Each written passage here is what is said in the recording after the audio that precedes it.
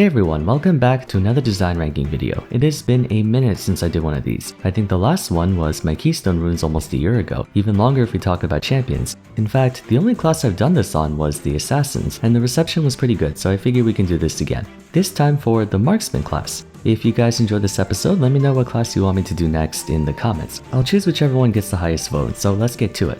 First, let's go through the 5 tiers I have for today. We have excellent design, champions very well thought out, cohesive gameplay, fair counterplay, and performs in a healthy yet satisfying fashion most of the time. Then we have good design, very solid, they may have a small problem, but nothing too major. Next is passable, which is good design but with a few more problems. Then not the best, self-explanatory. And finally S tier, not S tier, ass tier. One more thing, I won't be grading them based on how they are at the current moment stats-wise, because ADCs are in a constant cycle of 2 or 3 being OP at any given time. That's kind of how the role is balanced throughout a season. However, if they were notorious for a very volatile balance history, then that will be taken into consideration. Finally, as per usual, this is a tier list video even though it's in my usual content style, therefore being subject to opinion. At least for the first 4 tiers, S tier is factual. A bit of a more lighthearted topic for today, so grab a drink and a snack and enjoy as I roast all you ADC mains out there.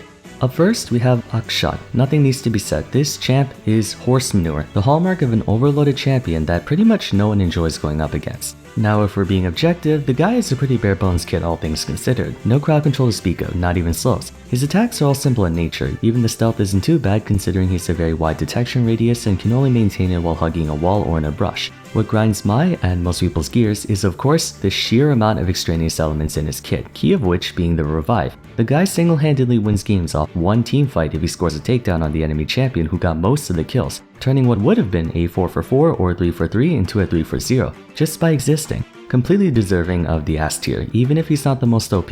Not gonna lie, I'm of the mentality that Aphelios is actually a pretty sweet champion now that I know what he does. I had half a mind to put him in good design on account of his skill expression and how he's surprisingly balanced if we think about it, but in light of how controversial his maiden voyage was, I ultimately decided he should be passable. He's kinda like a collie. It took a long time and tons of buffs and nerfs to finally get him into a healthy spot, but Aphelios has really cool gameplay and captures an experience. It takes a lot of skill to play him well, and I think our reaction to him was pretty inflammatory, albeit understandably so.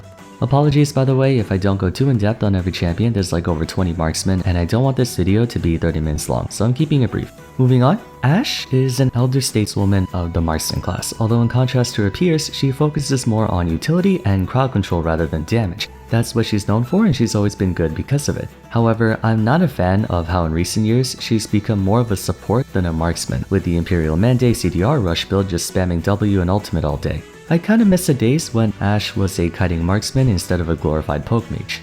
Okay, the first excellently designed ADC is Caitlyn. Anytime someone asks me what's a good champ for learning ADC, I always choose Caitlyn. She's got good range, great damage, offers a decent amount of zone control with her traps, and is a very beginner-friendly kit. Some may say she's boring to play, but I'd say that's what makes her so charming. Not the flashiest marksman, but a very reliable one, and teaches you everything you need to know about playing ADC. I would describe Corki as a good concept, but bad execution. I get what they were trying to pull off, a magic damage marksman who focuses on ability usage in the event your top jungle and mid are all AD, but given that he's a very neutral focused champion, it can be a little frustrating to deal with whenever he's strong. In a way, he's Ezreal with AoE damage, and AoE, or lack thereof, is really the only thing that prevents Ezreal from being overpowered. If they added more incentives for Corki to auto-attack instead of just sitting back and spamming missiles all day, that might bring him back. But at the moment, he's a pro play champion, so naturally he can never be good. Draven, the bane of almost every bot laner in existence, almost always has the highest ban rate out of any marksman and has one of the most toxic fan bases in League of Legends history. That being said, if we isolate that, Draven's one of the best designed marksmen in the game. He's very difficult to play consistently since he's explicitly designed to snowball thanks to his passive, and his kit is perfect for gratifying players who get the hang of his axis and master how to be carefully aggressive. But if he falls behind, he's one of the most useless ADCs in the game. The reason I put him as excellently designed is because, unlike others, Draven is unapologetically feast or famine. That's the intent. Next to Twitch, he's one of the most popular one-trick marksmen to smurf with since his performance is directly correlated to your mechanics and knowledge of what you can or can't handle. Plus, he's Draven. Rating him as anything other than perfect would be sacrilege. Next up is Ezreal, a very solid champion. People find him annoying since he's played so often, but he's very fair in what he does. Very skill shot and position reliant, but he can hyper carry games if you have good aim. Nothing much else to say, he's a good champion, very fair and skill dependent. I don't think I need to explain why Jhin is up and excellent, he's perfect. Unanimously agreed on by like 90% of the player base, he's the most well-designed champ in the game. Consistently hovers around a 10 to 20% pick rate, consistently hovers around 50 to 52% win rate, yet he consistently has a non-existent ban rate. A champion like him comes once in a generation. Plus, we share similar names, so I'm biased.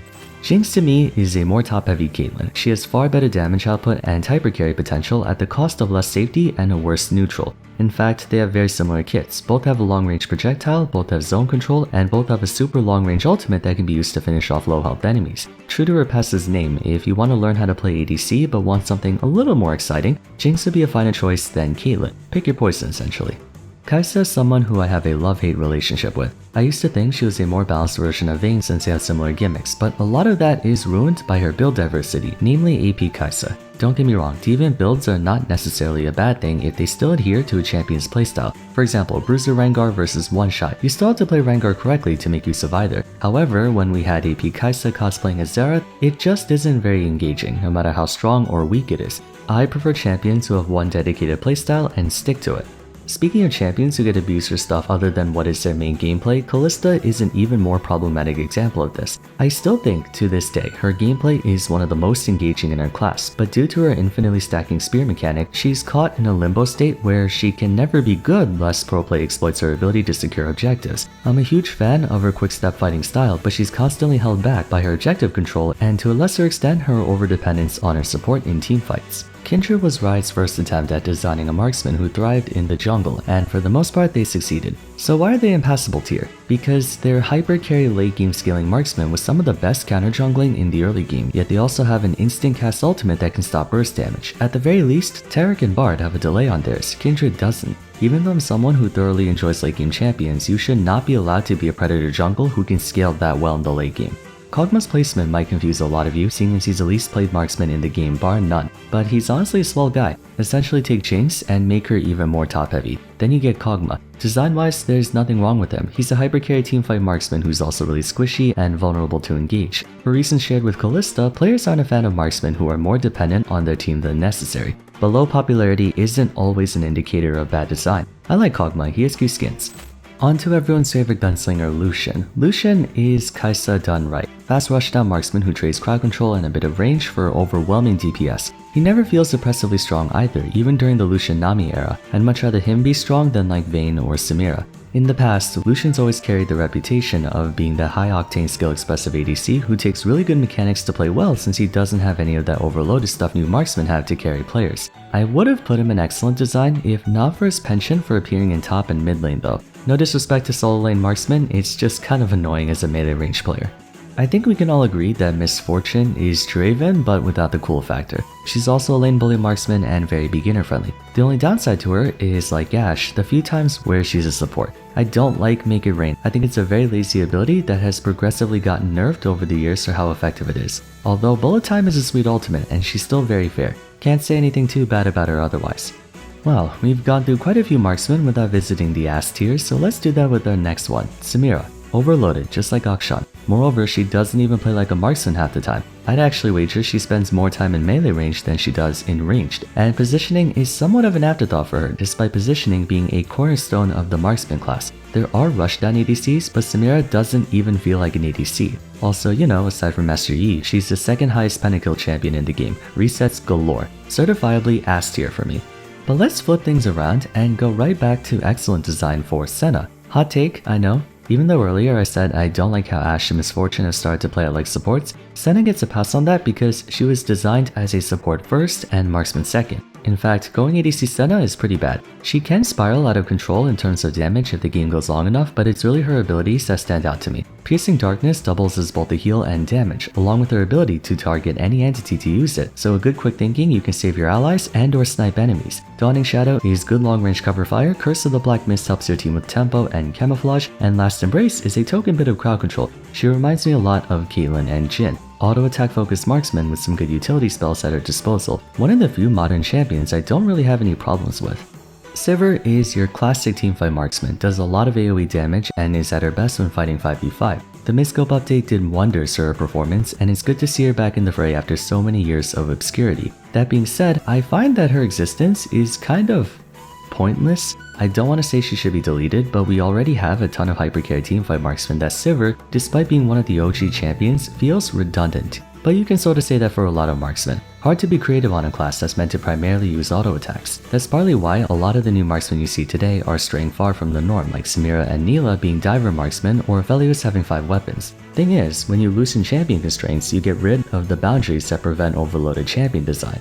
Tristana has always been a wild card. She's also a late game scaler thanks to her increased range, yet her attack pattern places more emphasis on short burst trades and skirmishes rather than 5v5 teamfights. At the same time, you wouldn't really call her a duelist marksman like Vayne either, so it's hard to pinpoint what she's really about. However, I still think she's a pretty handy champion, a very safe one too thanks to her disengage. There's nothing that really warrants her being an excellent design, but also nothing that would make her a problematic one either. If anything, she's one of the more balanced ADCs in the game. Criminally underrated. Twitch is divisive. I get the concept behind his abilities, but for some reason whenever I think of Twitch, I think of the Rat IRL Assassin Hit and Run type gameplay or the cheesy jungle Twitch. I don't want to say he's ass because he's not that bad, but he's changed a lot from the old typical teamfight 1v9 Jinx style he was known for. Nowadays he's all about assassination, at which point would that even make him a marksman or just a ranged assassin like Quinn? Can't really say. Speaking of Quinn, in case you're wondering why I didn't include her in this video, she's way more of a specialist than a marksman for me. That's also why Graves isn't here either. Moving on, we have 4 more to go. Vars is next. In my Why No One Plays on him, I talked about how he has a very conflicting design that forces you to choose one direction or another despite them being mutually exclusive. He's still functional as a champion, but it sucks that you can only ever get the benefits of half of his kit and not all of it. A weird hybrid scaler that has 2 wildly different playstyles, on hit and poke. Both are effective, but I think he really should just double down on one or the other. Going back into S tier, we have Vayne. 4 words, max out true damage. Now listen, Vayne's true damage is more balanced than Fiora, but percent max out true damage just shouldn't be allowed in this game in any capacity, especially not that much. Locking it behind a 3-hit passive doesn't make it any more balanced either. It should just not exist, period. I get that Vayne's meant to be the ultimate 1v1 marksman, but rather than being a duelist, she ends up being a lane bully, as evident by her presence up in top lane. Again, this might just be top lane bias, but I'm adamantly against percent max out true damage. There's already too many forms to tank shred as it is. Many years ago, she was balanced by taking a very long time to start doing actual damage, but with how fast the game has gotten, she can start 1v9ing with just Rage Blade and Shield Bow. Before, she used to need like 4 items. So similarly to Kai'Sa, Lucian is Vayne if she was healthier.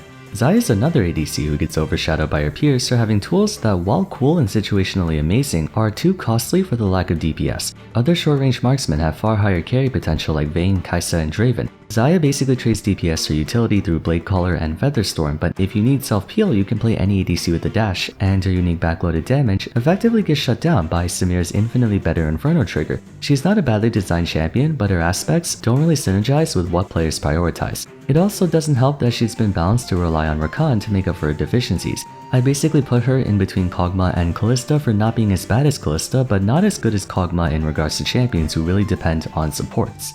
Last but not least, we have Zeri. Ass. She is the modern day Ryze. She received more balance changes in 1 year than some champions have in 10. That alone should tell you everything you need to know about her. And the worst part is that it's not even her fault. It's Riot's own incompetence and obstinance that made her this way. She could have very easily just remained a crit shooter, but nope, they kept trying to fix what isn't broken. Either way, the final champion to go in S tier and the final champion of this list. There you have it, every marksman ranked by design in my humble opinion. What do you think? Did you expect these placements, or was your impression a lot different from mine? Feel free to share in the comments down below. That's it for today, so if you enjoyed the video, make sure to leave a like and subscribe, really helps me out. Also follow me on Twitter at Vars, join my Discord server, and check out my previous video on ranking assassins if you haven't yet. But till next time, thanks so much for watching, and I'll see you again soon in the next one. Take care.